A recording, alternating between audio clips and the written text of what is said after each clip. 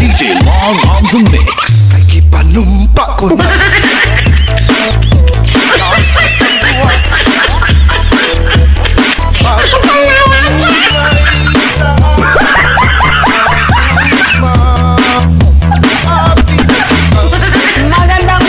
Magandang umaga po sa inyong lahat.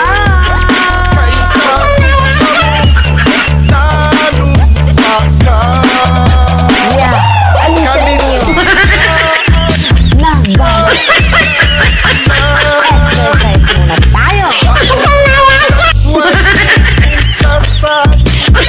Alright. Come on, guys.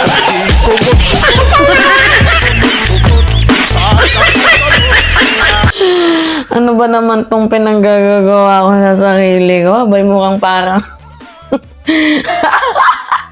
Siyempre, di ba, kapag umaga, kailangan natin, mag-unat-unat mga minamahal. Anyway, ito, maganda tong pag-uusapan natin dahil may mga siyam na chinator na napikon nga po dahil labay ibinalandra ang kanilang pagmumuka at saka nag-viral to itong litrato na kung saan merong hugot tungkol nga po sa 9-dash line. Makikita nyo naman sa photos, no, mga minamahal, nakikita ninyo. So, sabi dito sa Billionaire News Channel, larawan ng siyam na senador inedit sa 9-dash line ng China. Gigil na gigil. So, sino ba tong mga senador na to? Nandyan yung magkapatid na Cayetano. Si Bato, si Go, si Chis Escudero, si Rodante Marcoleta, Amy Marcos, naku po, Joel Villanueva, tapos si Robin Padilla.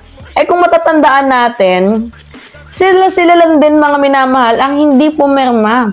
Dito nga po sa Senate, dito nga po sa ginagawang resolution para nga po kundinahin, ito nga pong ginagawang pambubuli ng China. So, sino-sino ba yun yung mga hindi pumirma doon? Nangunguna si Go. Mas lalo na si Padilla, ay identified talaga. Diba? Si Bato de la Rosa, si Villanueva, diba? Si Cayetano, yung magkapatid, si Escudero, Marcoleta, Marcos, diba? Si Amy Marcos. So ngayon, hinahunting nila kung sino daw yung nag-edit. Oo. Kung sino daw po mga minamahal ang nag-edit ng picture na yan, naggigigil sila. Bakit daw po nilagay yung kanilang mga litrato dyan? Oo, parang nabubuli daw po sila mga minamahal. Talaga lang nanggaling pa sa inyo yung salitang bully. Diba, ibinubuli nga tayo ng China, okay na okay lang sa inyo. So, well, deserve nyo yan kung binubuli man kayo ng mga kapwa natin Pilipino kasi hindi kayo nagpapaka-Pilipino. Diba? Nasa bansang Pilipinas kayo, tapos makapili kayo. Parang kayo yung modern na modern makapili kung dati nakabayong. Diba? Ngayon sila, harap-harapan, pero tinatago lang nila sa salitang, hindi ako maka-China. Diba, pro-Philippines ako. Pero tingnan ninyo, diba, yung kanilang mga kinikilos, abay, pumapabor naman sa China. Ito yung pinakaunang tanong, bakit kayo mapipikon? Kayo lang din naman ang hindi pumirma. Diba, mga minamahal, kayo yung hindi pumirma. Dito nga po sa Senate Resolution. Diba, anong Senate Resolution yun? Nakalimutan ko. Senate Resolution 257. Hindi kayo pumirma. Binubuli tayo. Hinaharas tayo. Diba? Binabastos ang bansang Pilipinas. Through Manila Chinese Embassy, binabastos yung mga senador natin, yung mga spokesperson natin, diba? Pinatawag pa nga yung spokesperson ng bansang Pilipinas doon sa China. Diba? Hindi nyo ba nagigets? Hinaharas tayo. Binubuli tayo. Diba? Hindi nyo ba yung nagigets? Itong mga senador na to, no? Tapos ngayon, galit na galit kayo.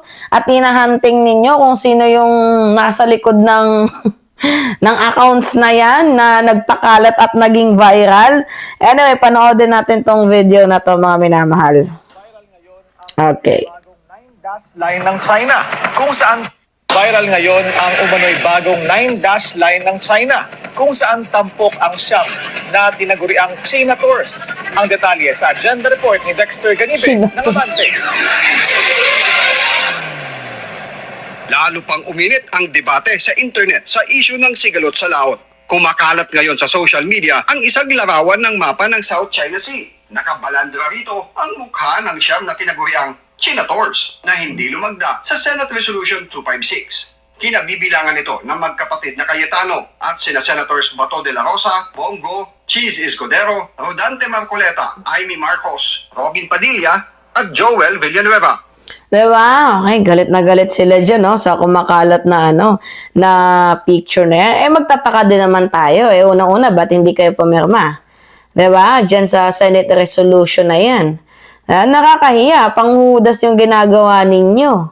Nung panahon ng hapon, diba? Sabi ko nga sa inyo, nakabayong sila. Ngayon, yung kanilang pagtatraidor, lantaran na. Magkano ba yung ipinopondo sa inyo? Diba? Mga useless at mga incompetent na kayo. Hindi na nga kayo nagkakaroon ng silbi para dito sa ating bayan. Tapos pati ba naman sa West Philippine Sea, napaka-obvious na hindi nyo man lang kayang panindigan na willing kayong ibigay yung West Philippine Sea sa bansang dayuhan. Diba? Eh, halata naman ng mga China Tours kayo nung kinagagalit ninyo. Ginagago nyo na nga kami literal eh. Sila na nga tong lumabag sa batas tapos sila pa yung gustong humingi ng respeto. Mga cupal ba kayo? Hindi ba kayo nahiya dyan? Yung 9-dash line na yan, guni-guni nga lang yan nila eh. Diba? Hindi nga nila marespeto yung arbitral ruling ng UNCLOS, ng Law of the Sea. Diba? Tapos pagtatanggol ninyo, tapos magagalit kayo kung inedit yung mukha ninyo dyan sa 9-dash line. Hinahanap nyo kung sino yung nag-edit niyan. Diba? Ako nakita ko nga lang din yan, mga minamahal. Pero sabi ko, deserve naman talaga nila. Yan tagalan ninyo, at saka mga minamahal, yung politiko, dapat hindi yan balat sibuyas. Diba? Huwag kayong onion skin. Eh, kung totoo naman, ba't kayo magagalit? Diba? Dapat sa inyo, kinakasuhan ng treason eh. Oo. Kinakasuhan sila ng treason eh. Kasi yung nagtataksil sila dito sa ating bayan, iba ng usapan yan, mga minamahal. Diba? Yung iba nga dyan, sabit pa sa flood control. Tindi, no? Ang tindi. Oo, mga minamahal.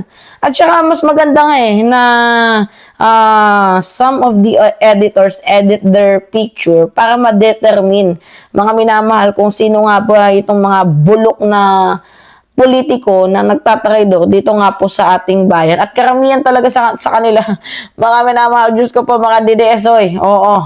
Mga DDS ba? Diba?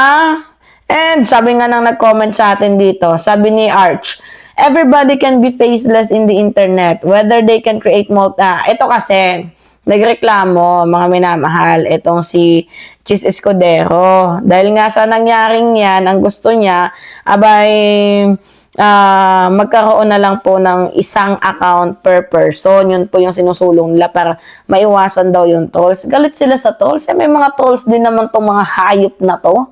Diba? Galit kayo sa trolls. Ang dami din nyo naman binabayaran na trolls. Diba? Ako hindi ako trolls kasi meron akong muka. Diba? Hindi ako trolls kasi nakikita ninyo, yan si Mima nagsasalita, hindi AI, totoo. Diba? Yung mga trolls, yung mga reactors, tas ulit-ulit yung comment, diba? Yun yung literal na, na trolls, mga minamahal, diba? Tsaka gawain niya ng kulto ng China. Oo, gawain niya ng kulto ng China, papabor din kayo dyan, I think eh. Kasi nagbe-benefits din naman kayo kasi ang ginagawa, pinapagtanggol niya mga pangalan ninyo, mga hayop kayo. Diba? Anyway, mga minamahal, ang pinaka-ending point lang dito, ba't kayo magagalit kung totoo naman? Oo. Chinator naman kayo eh. Dapat nga kayo itong kinakasuhan ng treason eh. Kayo itong iniimbestigahan. Hindi yung uunahin nyo pa kung sino yung hahantingin ninyo. Dahil nga po sa ginawang edit na to. Eh, dapat nga nung Thursday yan tatalakayan yung Senate Resolution 257 na yan. Eh, ang nangyari, hindi nga po natuloy ang rego doon. Kaya, this coming week, next week, tatalakayan na po itong, tawag dito, itong Senate Resolution 257. Oo.